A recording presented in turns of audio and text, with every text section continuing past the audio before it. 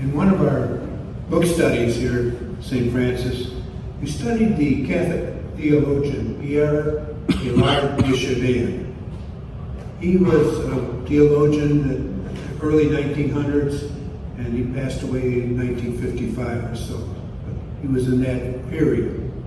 And one of the things that he did, he was probably the first Catholic theologian, at least that I know, that taught that he was, first of all, he was a scientist. He was a paleontologist, he was a geologist. So he went on a lot of expeditions, and he had formed the opinion that we developed here, the earth and everything developed through evolution, through 13 billion years of evolution is what got us here. And that was kind of new for Catholicism at that time, but prior to that, we had to follow the Genesis story.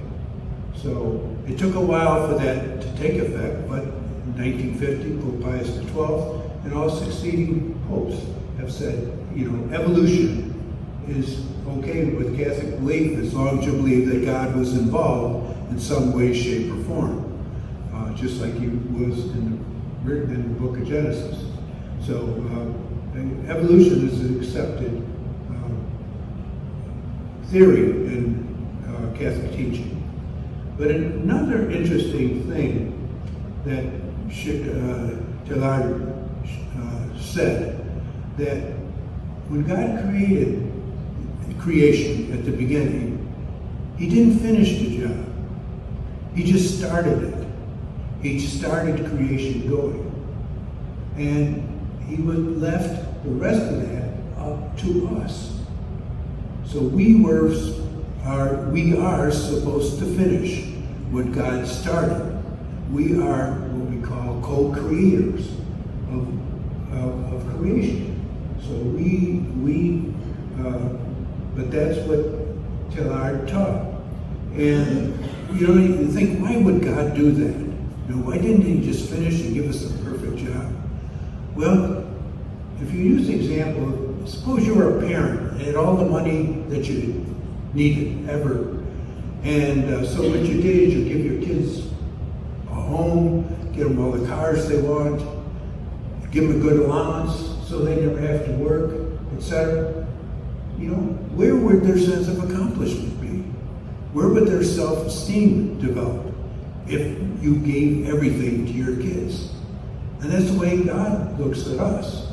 It was a loving fashion that he left us the ability to create the rest of his creation by doing things, by improving where we are in this world, by making this world a better place. And so, bottom line is we are supposed to do our part in making this world a better place. In the Gospels, the apostles had a dramatic event just before their call of what they were supposed to do. Most of us don't have a dramatic event. It's a nudge by God in this direction or that direction, and we move in that direction. But God is always prompting us to head in the direction that helps create this world and make it a better place.